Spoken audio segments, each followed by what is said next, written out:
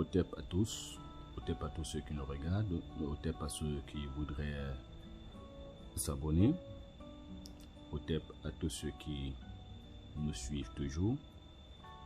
Concernant le but du forum Conscience Ancestrale, vous trouverez une vidéo qui a été faite. Il suffit de vous abonner ou alors de parcourir les vidéos de la chaîne et vous trouverez exactement la vidéo qui parle du pourquoi de conscience ancestrale. Aujourd'hui, nous allons parler rapidement d'un sujet qui nous passionne, la cosmogonie. La cosmogonie, les théories de la formation de l'univers. Comment est-ce que l'univers s'est formé? On va prendre là comme ça deux cosmogonies, donc des théories, parce qu'il n'y a aucune théorie qui soit, comment je vais dire, qui soit vraie pour de vrai. Pour être vrai, on établit juste des théories et celle qui est la plus plausible, c'est celle-là qui sera la plus adoptée. Et il faudrait qu'on comprenne avant d'avancer que ne sortez pas d'un contexte.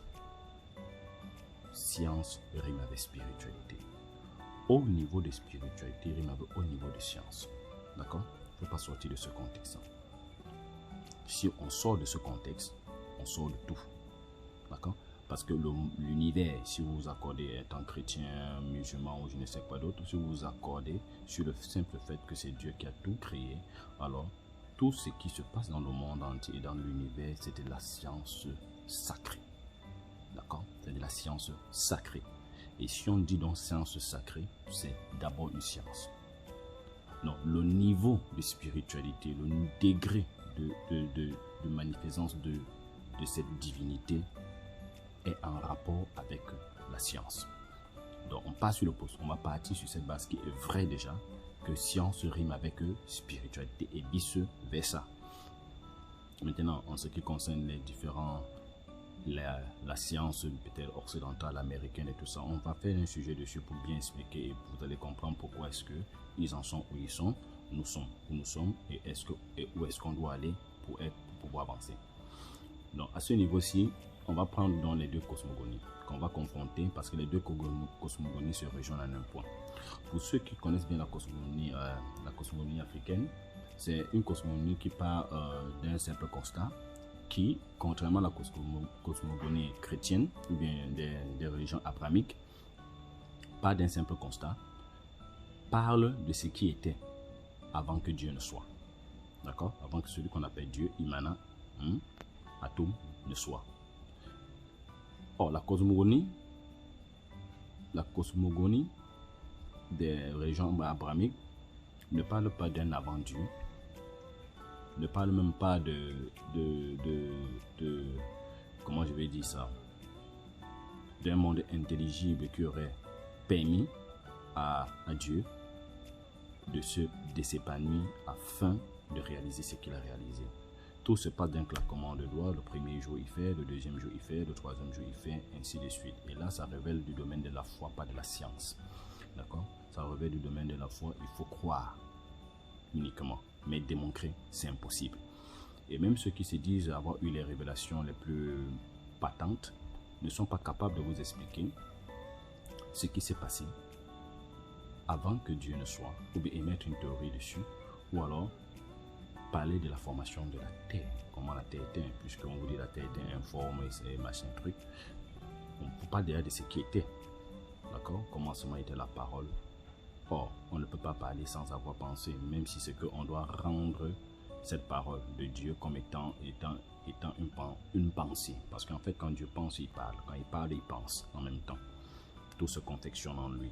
D'accord? Et l'erreur aujourd'hui qui est faite par les chrétiens, par les religions abrahamiques, du moins leurs représentants ou bien leurs adeptes, c'est qu'ils comprennent très mal leur propre livre. Ils comprennent très mal leur propre livre. Tout au courant des vidéos que nous allons faire, on va partir sur des constats établis et vous allez voir le rapprochement qu'il y a avec certaines vérités, avec certaines vérités. Quand je dis vérité, avec certains passages bibliques qui pour moi mal compris par les autres. Maintenant, une fois qu'on a évacué le fait de ne pas sortir du cadre science qui rime avec spiritualité et qu'on a expliqué, il faut qu'on comprenne maintenant la cosmogonie africaine dit que au départ, il y avait le non. Il y avait un non, les eaux primordiales. Ce ne sont pas les eaux telles qu'on voit l'eau H2O, d'accord? C'est un vide qui n'est pas vide, d'accord? Et dans ce vide qui n'était pas vide, il y avait les essences ou alors les particules de tout ce qui allait exister bien plus tard. Vous allez me demander pourquoi, peut-être vous poser la question que, mais qui a créé ces particules? D'accord? Ça reste une bonne question, mais on ne peut pas partir sur un constat de foi ou de miracle. Spiritualité rime avec science. Pour l'instant, nous sommes toujours en train de travailler afin de comprendre pourquoi. Mais il est évident qu'au départ, il est tout à fait évident qu'au départ, il n'y avait point de lumière. Donc, comme pas de point d'étincelle.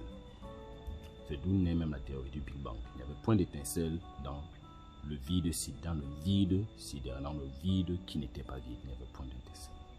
Et dans ce vide donc qui n'était pas vide, il y a une particule qui a pris conscience d'elle-même. Et cette particule qui a pris conscience d'elle-même, c'était Imana. Imana a subi 3, disons quoi, transformations, s'il faut dire ça comme ça. Imana, Ato, Ra. Quand Imana donc s'échappe du vide qui n'est pas vide et vibre au-dessus de ce vide-là, explosion, formation, et plus tard formation des planètes et tout ça. Donc il avait déjà conçu le plan. Et c'est ce plan-là qu'il a mis en exécution, qui est un plan d'amour. Mais ce qu'on ne dit pas, c'est que dans ce plan d'amour, l'humanité va être créée bien plus tard. Et quand l'humanité sera créée bien plus tard, il est question pour les hommes, puisqu'on dit que l'homme a chuté, la chute de l'homme, il est question pour l'humanité de redevenir ce qu'elle était avant.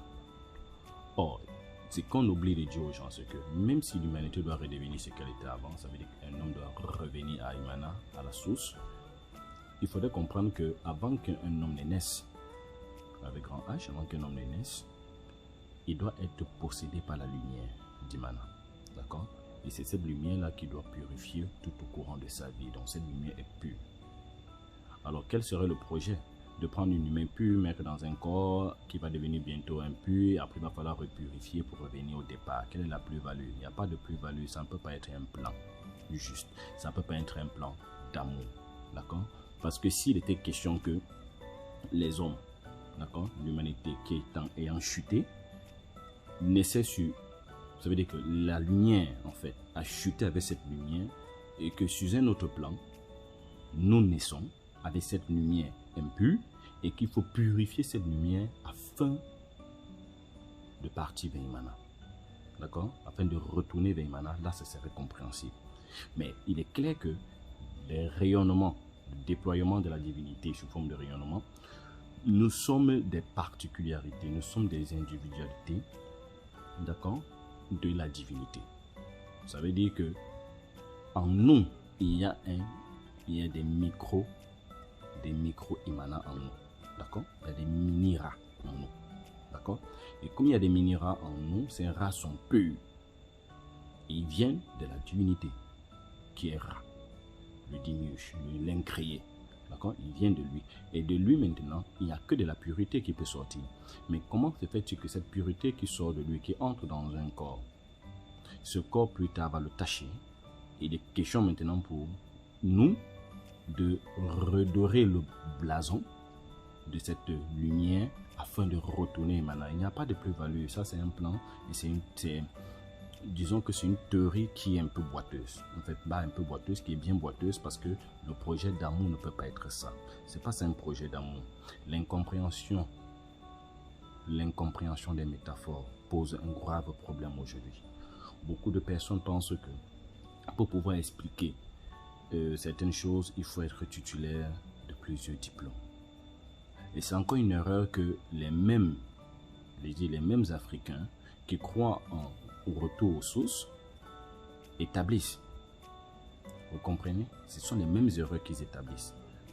Parce qu'on ne peut pas dire qu'il y a une divinité qui soit unique, qui soit en nous, et avoir besoin de beaucoup de diplômes pour pouvoir comprendre. Certes, l'école est importante, oui. Mais est-ce que l'école que nous faisons aujourd'hui, c'est celle qui doit primer sur l'école de la spiritualité qui est la science? Parce qu'elles devront de pair. Il faut comprendre que la science est née de l'observation. D'accord? C'est parce qu'on observe qu'on peut constater. Et quand on constate, on essaie d'établir des théories, et les théories plus tard peuvent devenir des lois, d'accord, ou pas. Donc il n'y a pas dans ça un projet d'amour, vous comprenez, il n'y a pas un projet d'amour, et ça fausse le débat, ça fausse la thèse de cette cosmogonie. Pourquoi? Parce que la théorie devient boiteuse. Pourquoi? Parce que si le projet d'Imana est celui-là, or qui est un projet d'amour, d'accord, si ça, à ce niveau-là, il y a un problème, ça veut dire qu'au tout départ, il y a une rupture entre la vérité et la réalité. Il y a une rupture. Parce que la vérité doit coïncider avec la réalité. Vous voyez un peu. Maintenant, cette cosmogonie rejoint en ce point justement la cosmogonie des religions dites abrahamiques, des régions abrahamiques, des religions dites révélées telles que le christianisme, l'islam, tout ça, d'accord. Là aussi, les questions de devenir enfant de Dieu. Or, avant ça, avant que vous ne naissiez, vous êtes d'abord quelque part, d'accord. Vous êtes d'abord quelque part. Vous avez d'abord existé. Vous existez d'abord en esprit, et l'esprit est une partie de Dieu. D'accord, une part de Dieu qui met maintenant en vous. Ça peut être le souffle de vie, ce qu'ils appellent généralement le souffle de vie. Quand on a donné le souffle de vie à Adam, ça veut dire que Dieu a mis une partie de lui en Adam, parce que Dieu c'est la vie. D'accord, Dieu c'est la vie. L'absence de Dieu c'est la mort. Dans la compréhension des judéo-chrétiens ou alors des musulmans, l'absence de Dieu c'est la mort, l'absence de Dieu c'est le diable et tout ça. D'accord, où il n'y a pas Dieu, il y a le diable. D'accord. Maintenant, il faut qu'on comprenne une chose. Le fait pour l'homme d'être enfant de Dieu afin de retourner au paradis, afin de partir au paradis, implique de comprendre une chose à la fin. Ça veut dire que ça nous impose plutôt à comprendre la fin, la conséquence, sans comprendre la cause. Parce que si quelqu'un nous dit que la cause, c'est le fait que l'homme a désobéi par Adam et Ève, je suis d'accord qu'on a désobéi, et oui, on a été puni, d'accord. Mais d'où vient le souffle de vie? Le souffle de vie vient de Dieu. La vie vient de Dieu, et cette vie-là, elle est pure, elle est sacrée. Donc Dieu nous envoie son souffle, il met dans un corps, et il dit, ok, ton travail c'est de chercher à purifier. Purifier ce qui est déjà pur, c'est un problème. Mais on dit nous naissons pécheurs. Ça veut dire que là encore ça pose un gros problème. Ça veut dire que ce n'est pas nous qui naissons en fait. La chair qui naît pécheresse. La chair qui naît pécheresse, d'accord. Mais le fait d'introduire sa lumière dans cette chair, d'introduire une partie de lui dans cette chair, rend la chair à l'instant et à l'instant T une chair, quelque chose de divin. Parce que tout ce qui contient Dieu contient la divinité, est divin. Bon. En admettant même que le fait que la chair reçoive l'esprit ne soit pas divin, il n'y a pas de souci. Mais ça ne change rien sur le fait que la lumière qui est dans la chair est une lumière divine. Maintenant, elle va se dégrader. Pourquoi? Elle va se dégrader parce que la société aura des influences sur le corps. Le corps, lui, qui va avoir des modèles de vie, des perceptions qui vont affecter la lumière. D'accord? Et il est question maintenant de purifier cette lumière afin d'aller au paradis. Il n'y a pas de la plus-value. Donc ça veut dire que ce soit la cosmogonie africaine ou alors c'est les judo, c'est les deux qui priment. On ne va pas parler des bouddhistes parce que là-bas c'est encore un peu... Dieu n'existe même pas en quelque sorte tel que nous le connaissons, vous voyez. Mais ça ne veut pas pour autant dire que ce qu'ils pensent ou ce qu'ils font n'est pas en adéquation avec la spiritualité dont nous voulons parler. Non. C'est juste qu'on prend les thèmes, les cosmogonies qui sont les plus flagrantes et on essaie de voir. Maintenant, qu'est-ce que nous pensons? Nous pensons qu'au départ, il y a deux théories que nous allons y mettre. Nous pensons qu'au départ, il y avait le nun, le vide qui n'était pas vide, et toutes les particules qui étaient contenues dans ce vide. Ça veut dire que les particules, les essences de ce qui allait exister plus tard, étaient contenues dans ce vide, y compris Imana. Imana prend conscience, devient atome, devient Ra. Et dans un projet d'amour, parce que c'est justement ça le projet d'amour d'Imana, quand il prend conscience, quand la particule prend conscience d'elle-même, c'est de libérer les autres particules, afin qu'elles puissent prendre conscience aussi d'elles-mêmes. Parce que lorsque vous êtes amour inconditionnel, d'accord, la supériorité n'existe plus. On cherche à être supérieur quand on a de l'ego. D'accord? On cherche à être au-dessus de l'autre parce que c'est de l'ego. C'est l'ego qui le fait. On dit que Imana veut rester suprême, veut rester le tout-puissant, veut être ceci. Ça signifie simplement que les hommes sont en train de lui donner un certain ego. Le projet d'amour d'Imana était de libérer les autres particules afin qu'elles prennent conscience d'elles-mêmes et deviennent comme elles, au même titre. C'est pour ça qu'il est écrit, je vais prendre un passage de la Bible qui dit, si votre foi, quand Jésus dit si votre foi est, d'accord, vous pourrez faire plus que moi. Depuis quand, pour ceux qui croient que Jésus est Dieu, qui s'est fait chair, depuis quand un être humain peut faire plus que Dieu? C'est subtil. C'est pour simplement vous dire que vous pouvez être des divinités au-delà de ce que je suis. Parce que tel est mon projet d'amour. D'accord? Tel est mon projet d'amour. Ce qui sort de moi est moi. D'accord? Et l'humanité sort. S'il faut tenir compte, parce que ça, ce qui sort de moi et moi, c'est dans la cosmogonie, c'est dans la spiritualité chrétienne, africaine. Donc vous voyez que ici, Imana va chercher à libérer les autres particules afin qu'elles prennent conscience d'elles-mêmes. D'accord? C'est ça son projet d'amour en fait. Parce que pour bâtir l'univers, Imana ne peut pas le faire seul. Oui, je sais que dit comme ça, on va me dire non, c'est tiré par les cheveux. Comment tu peux dire ça? Dieu est tout puissant. Oui. Imana, la divinité, est extrêmement puissante. Tout comme nous. Beaucoup de choses qui existent aujourd'hui sur Terre émanent de la pensée de l'homme, de la création de l'homme, dans le mental de l'homme. Les démons et tout ça, ça émane de l'un de notre pensée. D'accord? Et quand on va aborder la notion d'égrégore, vous allez comprendre pourquoi. Une communauté peut se mettre à croire en quelque chose qui devient réel. Qui devient réel au point où cette réalité-là a de l'impact sur vous. Or, c'est vous qui l'avez créé. Il est nécessaire à un moment de la faire disparaître, mais ce n'est qu'un problème communautaire. D'accord? C'est pour ça qu'il est conçu en Afrique que l'évolution spirituelle n'est pas une affaire d'individualité, mais de communauté. D'accord? De communauté. Parce qu'il est plus facile de créer des égrégores puissants quand on est en communauté afin de s'élever. D'accord? Donc maintenant, Imana, dans ce projet d'amour, il était question de libérer les autres particules afin qu'elles prennent conscience d'elles-mêmes. Puisqu'il n'a pas d'ego, il ne veut pas gouverner. Parce que vouloir gouverner, vouloir imposer une loi, vouloir montrer la ligne à suivre, c'est de l'ego. C'est de l'ego tout simplement. Imana veut qu'on soit comme elle. La particule là voudrait qu'on soit comme elle, qu'on prenne conscience de nous-mêmes afin d'être comme elle. Et dans ce projet-là, Imana a donc fait libérer toutes les autres particules. Vous comprenez? Maintenant, qu'est-ce qui se passe? C'est théorique. Ce qui se passe, c'est que après la libération, avant la libération, il était contenu dans son nom deux forces agissantes qui sont plus vieilles qu'Imana. D'accord? Deux forces agissantes qui sont plus vieilles qu'Imana, qui sont la matière et l'antimatière.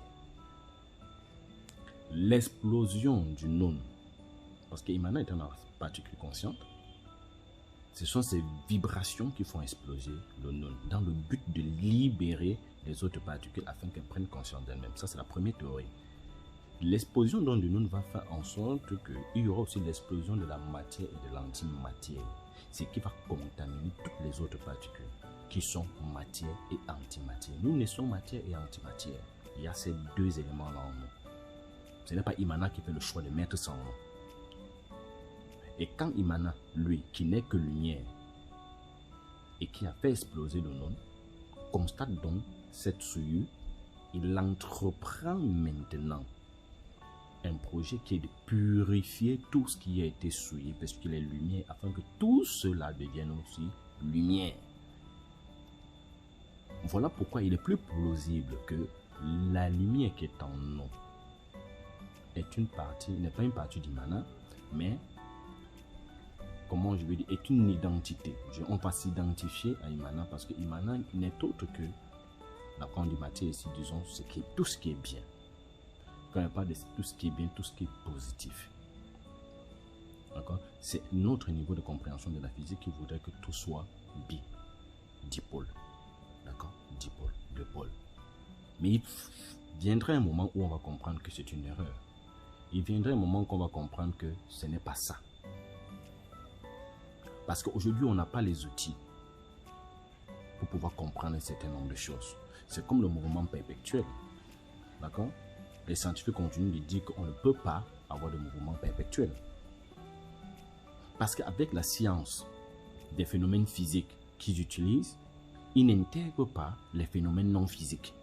Et quand ils vont commencer à intégrer les phénomènes non physiques, ils vont comprendre qu'il faut rebâtir encore les principes de les théories physiques. Donc pour revenir dans Imana, Imana n'est que lumière. Il est impossible qu'un être qui n'est que lumière puisse créer le mal. D'accord? Il est impossible qu'un être de conscience comme Imana puisse créer 7 qui représente les désirs, tout ce qui nous oppose à l'évolution. 7 n'est que en nous, ce que vous appelez le diable, les chrétiens appellent le diable et tout le reste. 7 n'est en nous que le fruit de la contamination de notre particule originelle. Ça veut dire que celle qui devait générer l'être humain. Parce qu'il y a les particules qui devaient générer des planètes, il y a les particules qui devaient générer des galaxies, et chaque chose était contenue, chaque essence était contenue dans le nous. Maintenant, Imana, lorsque le nous explose, Imana constate que tous sont souillés. Il faut donc repérer ceux qui ont la capacité de pouvoir, ça c'est vrai, ceux qui ont la capacité de pouvoir se lever, prendre conscience d'eux-mêmes, devenir divinité comme Imana. Il y a les êtres. D'accord? Il y a les êtres. Focalisons-nous sur l'être humain. Notre particule originelle a été souillée. Alors quand Imana entreprend son projet de développement, projet d'amour toujours, d'accord? Projet d'amour, Keper, que les gens considèrent comme un dieu, n'est que la loi de la transformation de la matière avec le temps. Matière ou antimatière avec le temps. Imana, Keper va s'appliquer. Ce n'est pas Imana qui crée Keper, parce que il faut comprendre bien que Imana, Ato, Ra, ce sont des processus. Et on peut dire en ça que le fait de migrer, c'est Keper qui s'applique. D'accord? C'est Keper qui s'applique. Maintenant, quand Imana constate ça, il faut donc purifier. Donc nous naissons, c'est plus probable que nous naissons avec ces deux entités en nous. D'accord? La matière et l'antimatière. Il est donc question de dominer sur l'antimatière, comme Imana l'a fait, afin de devenir comme Imana. Il n'est pas question d'aller s'asseoir à un paradis où on va boire le vin toute la journée ou bien regarder ce qu'on désire. Ce n'est pas une vie, c'est pas ça. Il y a un projet de construction qui est perpétuel, la divinité. Imana ne s'arrête pas de travailler, mais c'est un travail qui demande beaucoup et beaucoup. Il ne peut pas l'entreprendre tout seul. Vous ne pouvez pas comprendre ce qu'est le vaste étendue de l'univers et tout ce qui s'y trouve. Vous n'imaginez même pas ce qui s'y trouve. Et dit comme ça que l'omnipotent, l'omniscience d'un claquement de Dieu, non. S'il y avait de l'omnipotence, s'il y avait de l'omniscience telle que vous l'imaginez, croyez-moi, Dieu aurait bâti tout en un jour. Il aurait fait tout en un jour. Même dans le sens métaphorique, il a fait en 6 jours. Et il se reposa le 7e jour. Non, on ne peut pas être une divinité, on se repose. Vous ne pouvez pas laisser des indices pareils vous détourner de ce qui est vrai. D'accord? De ce qui est vrai. Il aurait pu bâtir tout d'un claquement de doigts. Mais tout a subi une transformation. Vous êtes d'accord qu'avant, il y avait la Pangée, c'était tout un bloc de terre. Après, il y a eu séparation, les plaques tectoniques il y a eu séparation, il y a les continents se sont créés. Pourquoi n'a-t-il pas fait des continents au départ? Bien dessinés et tout ça, comme aujourd'hui. Non, tout doit subir Keper. Et Imana le sait. Tout doit subir Keper. La loi de la transformation. Et puisque ça doit subir Keper, Imana a maintenant la foi et l'espoir que Keper, en s'appliquant sur nous, nous donnera la force nécessaire pour pouvoir dominer sur l'antimatière. Car si nous dominons sur l'antimatière, nous devenons des divinités. Si nous dominons sur l'antimatière, nous devenons des divinités. C'est pour ça que vous allez voir un monsieur comme Bobo Basson qui dit, quand il explique un peu son principe d'Horus et de Seth, il dit que pour qu'il y ait la dynamique c'est le mouvement. Or, il n'y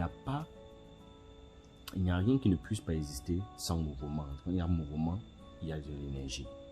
D'accord? Si vous voulez avoir de l'énergie spirituelle, cosmique, il faut qu'il y ait une dynamique. D'accord? Il faut qu'il y ait une dynamique. Et c'est pour ça qu'il explique que Horus doit prendre le dessus sur Seth. Puisque si Horus est au-dessus de Seth, ça veut dire qu'il y a une force plus grande que l'autre, alors la dynamique se crée. Même comme il oublie souvent de dire que Seth peut prendre le dessus sur Horus. Et la dynamique se crée toujours. D'accord? Mais ce sont les fruits maintenant de ces dynamiques qui vont démontrer si vous êtes en phase pour devenir une divinité qui va œuvrer comme Imana œuvre, d'accord? Ou alors une divinité qui va œuvrer à l'opposé de ce que Imana œuvre. Voilà la réalité. Et voilà la vérité. Dans cette théorie. Donc nous naissons déjà impurs. C'est pour ça qu'on doit purifier. Afin de devenir. C'est pas qu'on était d'abord pur au départ, après on devient impur. Oui, nous existons bien avant d'être dans un corps.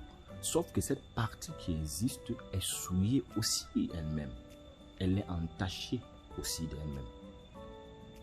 Et le fait de prendre conscience d'elle-même. Parce que quand on dit Imana a pris conscience d'elle-même, ça veut dire qu'Imana a fait un choix à un moment quand il a été conscient. Un choix d'être lumière. Il pouvait faire le choix d'être ténèbres. Il pouvait faire le choix d'être autre chose. Quand il a fait le choix maintenant d'être ça, il a maintenant permis aux autres d'entreprendre un projet où il devait guider, en éclairant certains, de pouvoir montrer le chemin à d'autres. Sinon, pourquoi venir sur Terre me balader alors que je pouvais rester en haut? Puisqu'on dit qu'on ne demande pas à naître. D'accord? On ne demande pas à naître. Pourquoi est-ce que je dois subir le courroux d'une divinité? Parce que j'ai fait mes choix. Je dois être puni. D'accord? C'est parce qu'au fond, il y a une loi. Il y a des lois. Et là, maintenant, on vient sur la Mahat et tout ça. Lorsque vous entendez, on dit que la Mahat a permis à Horus de vaincre Seth. Pourquoi la même Mahat n'a pas permis à Osiris de vaincre au premier combat? Puisque c'est un combat à 2 rounds. Premier round, Osiris contre Seth. Osiris perd. Seth le découpe. 14 morceaux. Le fils d'Osiris, qui est Horus, vient. Deuxième round. Grâce à la Mahat, il vainc. Pourquoi la Mahat n'a pas intervenu au départ? On a l'impression que cette Mahat-là, n'est pas entièrement sur les autres de Ra. Maintenant, la bonne question serait de savoir d'où vient la deuxième théorie. Est-ce que Imana est la seule particule qui a émergé du nom? Est-ce que Imana est la seule particule qui a émergé du nom? C'est ça la bonne question. Parce que si Imana n'est pas la seule particule qui a émergé du nom, on peut porter à croire que la particule Mahat a bien aidé Imana à prendre conscience d'elle-même. Et qu'elles ont émergé du nom ensemble. Il est possible qu'il existe, vous comprenez, il est possible qu'il existe des particules qui ont émergé au même niveau de conscience qu'Imana. Il est possible que ça existe. Il est possible aussi que pendant que Imana s'élevait au niveau au-dessus du Nun, de l'autre côté de l'antimatière, certaines particules ont émergé, telles que Seth. Dans la matière, en libérant Imana, l'antimatière en a libéré une autre qui est au niveau aussi d'autres, tels que 7. C'est pour ça qu'il faudrait bien qu'on se rende compte d'une chose, qu'il n'est pas évident, parce que dans les théories, dans des cosmogonies, il y a toujours ce bémol, le retour. S'il ne prend pas de retour, ça veut bien dire que au départ, il y avait quelque chose qui était bien. Après, ça n'était plus bien. Oui, on a chuté. Mais on ne peut pas parler de chuter comme si l'endroit où on fabrique perdant les esprits, c'est un endroit où on souille volontairement les esprits afin de les envoyer sur terre. Pour ma part, pour notre part, nous pensons que Imana, ayant sujet du Noun, dans son projet d'amour, avait deux théories. Dans son projet d'amour, a voulu faire cesser la guerre qui existait entre la matière et l'antimatière, et l'explosion du Noun a fait en sorte que par un hasard, sans le savoir, toutes les particules ont été contaminées. Il est maintenant nécessaire pour Imana de repurifier cette particule, et le travail n'étant pas facile, Imana a besoin que nous, les hommes, nous puissions suivre un chemin, un processus, afin de devenir lumière comme Imana et d'œuvrer. Vous pensez que pour ceux qui, pour mes frères kamites, des noirs spirituellement évolués, vous pensez que nos ancêtres, qu'on parle des êtres sanctifiés, dont nous faisons souvent appel, quand nous ne faisons pas appel à eux, ils sont où? Vous pensez qu'ils sont assis quelque part en train de boire du bon vin, de fêter et de ne pas œuvrer pour Imana, avec Imana? Je pense qu'ils sont en train d'œuvrer pour un projet bien précis. Je pense que nous ne sommes pas les seuls. Moi, par exemple, mes ancêtres, mes descendants, mes ascendants, ceux qui sont devenus sanctifiés, êtres sanctifiés, si je les invoque, par exemple, ils vont venir, ils vont me dire ce qu'ils ont à me dire, mais je ne suis pas sûr que je suis la seule personne qu'ils aident. Je ne suis pas sûr. Et c'est en ça qu'il faudrait que nous fassions très attention lorsque nous supportons nos propos, prononçant des propos. Parce que le fait que mon ancêtre vienne me parler ne veut pas pour autant dire que je suis la seule personne qui a autorité à parler à mon ancêtre ou bien passer sur mon descendant direct. Non, si ce n'est que ça, on ne devrait même pas en vouloir les blancs ni les jaunes. D'accord? Les autres races, on ne devrait pas les en vouloir parce qu'ils viennent de nous. Ils viennent donc, ça veut dire qu'on a tous un même ancêtre. Et si on a tous au départ un même ancêtre, alors l'ancêtre de n'importe qui pourrait me sauver d'une situation difficile s'il sait que je suis dans le respect des lois. Un ancêtre béninois pourrait me sauver. Nul besoin de vouloir demander l'avis, de peut-être devoir l'invoquer. D'accord? Et chaque ancêtre connaît qui est qui. Un ancêtre béninois ou bien un ancêtre gambien saurait très bien qui je suis. Même sans vouloir, comprenez, parce qu'il y a une certaine conscience collective qui permet à ces êtres supérieurs de travailler ensemble, main dans la main. C'est tout un projet dans lequel les hommes veulent souvent substituer la divinité à l'être humain. Vous ne pouvez pas substituer la divinité à l'être humain. À ma ressemblance et à mon image. Vous allez parler, les chrétiens vont essayer d'utiliser beaucoup de termes pour expliquer ça, mais nous sommes à la ressemblance parce que nous sommes faits d'Imana. La matière, la bonté, la lumière est en nous. C'est aussi la même chose que le yin et le yang sont en nous. D'accord? La dynamique va être entraînée par quoi? Ça, c'est à vous de déterminer. Quelle est la dynamique que vous voulez entraîner? Celle que la matière prime, ou la matière prime sur l'antimatière, ou celle où l'antimatière prime. Vous comprenez? Et il faut sortir du contexte où on vous dit que les gens, que les milliardaires sont diaboliques, qu'ils sont sataniques et tout ça. Oui, peut-être. Mais dites-vous bien une chose. Vous êtes pauvre. Vous touchez à peine 500 000, ou bien vous avez que quelques milliers d'euros le mois, et vous pensez avoir trouvé le chemin qu'un milliardaire qui produit des milliards de dollars. Vous pensez qu'il ne peut pas mettre à son service des gens bien plus avertis pour découvrir la vérité? Et qu'est-ce qui vous fait croire qu'ils n'ont pas encore découvert la vérité? Et que c'est vous qui êtes dans l'illusion. D'accord? Il ne faut pas laisser votre morale humaine, votre morale sociétale impacter. Non, même pas impacter. Substituer la morale sociétale à la morale divine, à la morale cosmique. D'accord? Prenons un cas simple. Nous, les hommes, nous condamnons le mariage à 13 ans dans certaines tribus, dans certains pays. Parce que ça, c'est une question de morale, une question d'éthique. Mais c'est pour les hommes. Au niveau cosmique, c'est pas un problème. Vous comprenez? C'est pas un problème. Donc, il faut. Platon n'était pas fou lorsqu'il parlait du monde intelligible et des prisonniers de la caverne. Chaque fois qu'un être va se lever au-dessus de la chair, d'accord? Il sera toujours de coutume qu'on va traiter cette personne de marginale. Cette personne sera un incompris. Et sur ce, je dis, les deux théories sur lesquelles nous avons parlé sont aussi simples. Vous pouvez mettre en exergue cette théorie, vous pouvez trouver des points de divergence, on pourra en discuter. L'essentiel est pour nous de faire quoi? De ne pas s'arrêter. On doit continuer de travailler.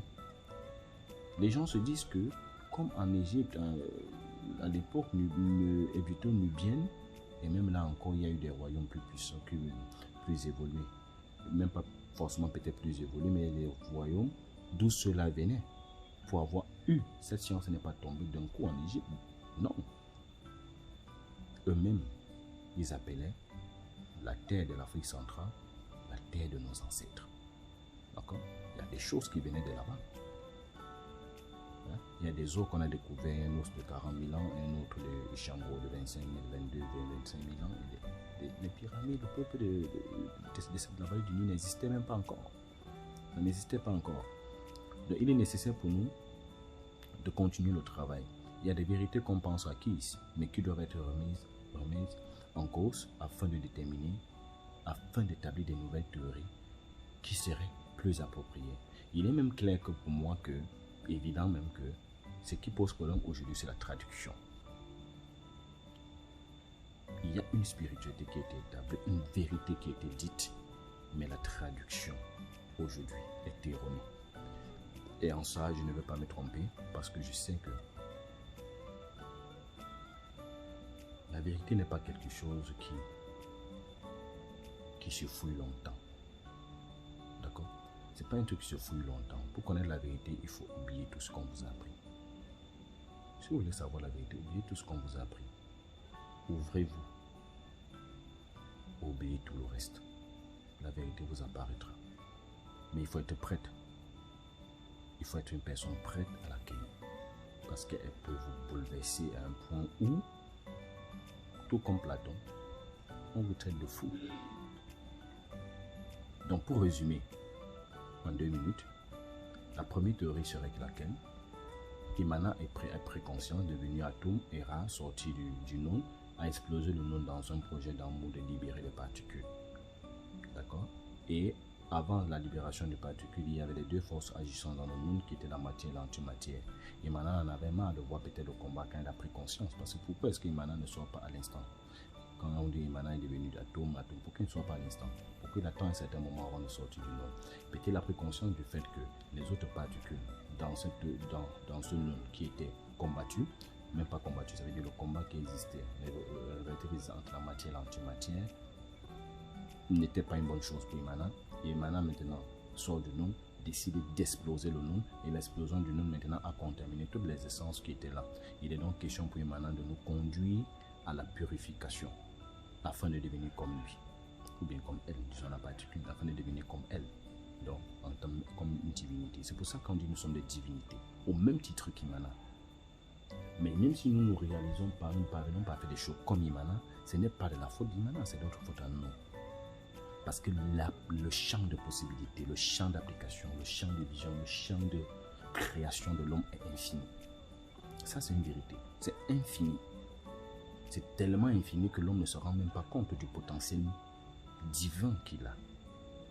Et c'est ça dans le projet d'amour. Afin que nous devions comme Imana, afin de devenir comme Imana, pour pouvoir continuer ce qui a lieu de continuer comme création. Parce que la création ne s'arrête pas. D'accord? Le monde continue d'évoluer. Il y a des espèces qui existaient à une certaine époque qui n'existaient plus aujourd'hui. Il y a de nouvelles espèces qui sont entrées en jeu. Et ça émane de la création. Et chaque espèce joue un rôle bien précis. Quand les gens disent que Dieu a tout créé en 6 jours et il s'est arrêté, c'est faux. Dieu continue de créer. Il y a des espèces qui vivaient il y a des milliers d'années. Aujourd'hui, il y a d'autres espèces qui ont remplacé, qui évoluent. Le monde évolue.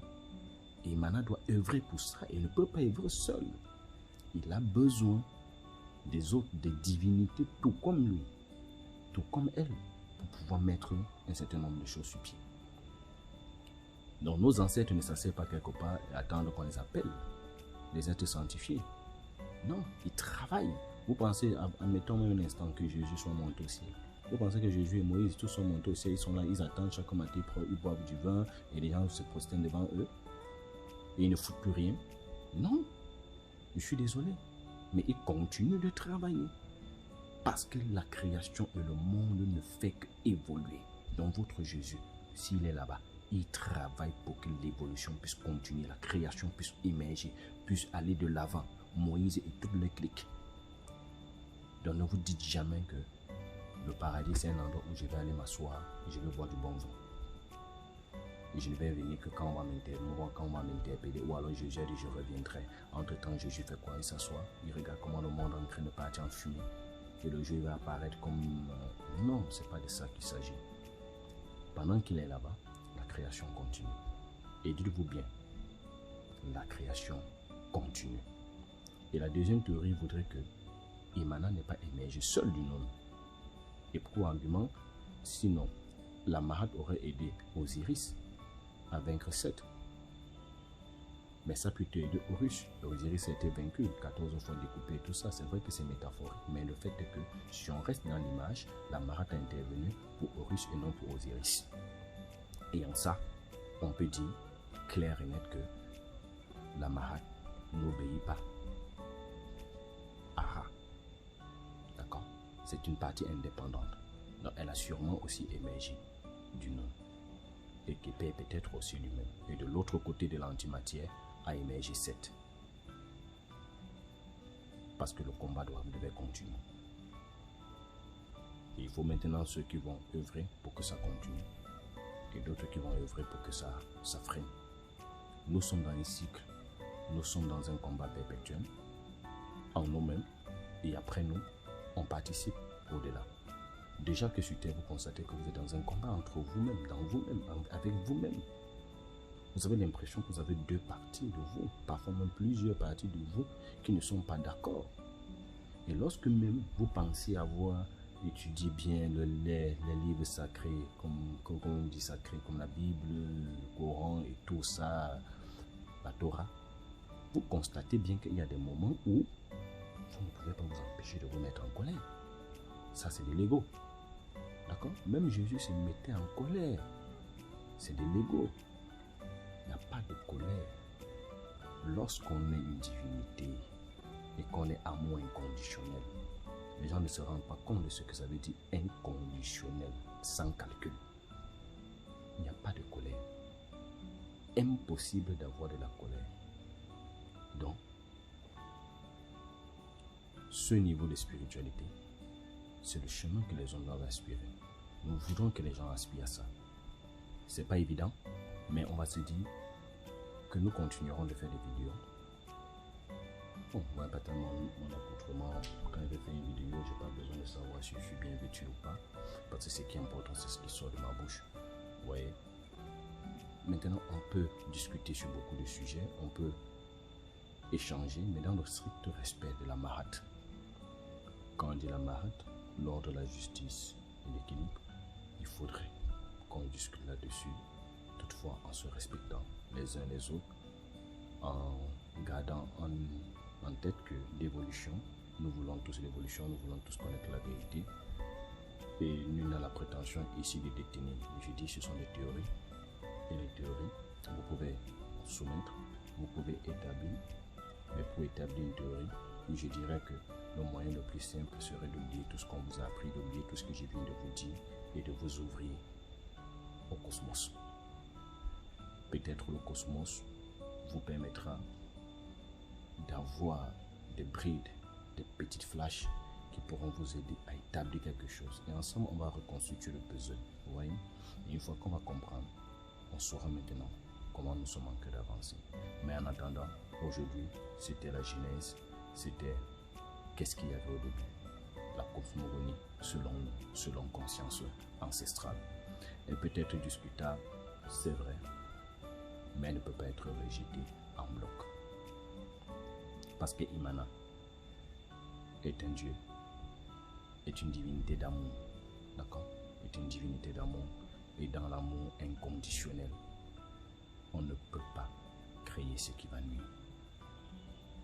Même si le diable, qu'on appelle Seth, qu'on l'autre appelle Satan, est une épreuve, ça ne peut pas être une épreuve qui vous conduise à la bêtise, qui vous conduise à prendre un penchant. L'épreuve n'est que là pour renforcer, pour vous permettre d'évoluer, d'accord? Une épreuve de mathématiques ne peut pas être l'origine de votre déchéance. La déchéance, c'est lorsque vous aurez fait un choix d'être déchu. Le fait d'avoir 16 en mathématiques ne vous donne pas la garantie que vous êtes une bonne personne. Vous pouvez réussir une épreuve et demain devenir un adversaire redoutable. Vous pouvez échouer à une épreuve et demain devenir quelqu'un de très positif. D'accord? Une épreuve ne vit pas. Une épreuve est inerte, elle n'a pas de point de vue. Et s'il faudrait considérer le diable chez les chrétiens, une épreuve ne vit pas. D'accord? Elle n'est qu'une épreuve. À vous de la franchir. Et l'échec à une épreuve ne fait pas de vous quelqu'un qui doit aller en enfer, mais fait de vous quelqu'un qui a un penchant pour un aspect, ou bien une partie, ou bien un côté de ce que nous, kamites, nous, spirituels, nous, croyants, que ce soit chrétiens et tout ça, qui aspirons à l'amour inconditionnel, à l'amour universel, ne pouvons pas faire la promotion. Ceux qui choisissent de faire évoluer cet en eux ne peuvent pas être nos amis. D'accord? Même s'ils seront évolués spirituellement, ils ne peuvent pas être nos amis. Nous serons amis. Nous serons, et quand je parle d'amitié, ici, je parle bien dans le sens de l'amour inconditionnel. On ne va pas les souhaiter malheur. D'accord? Et si on peut, tant bien que mal, on essaiera de faire pencher la balance. Tel est notre credo. Sur ce, prenez soin de vous et à la prochaine. Au tep à tous. Bonne soirée, bonne journée, bon week-end. Ça dépendra du moment où la vidéo vous trouve.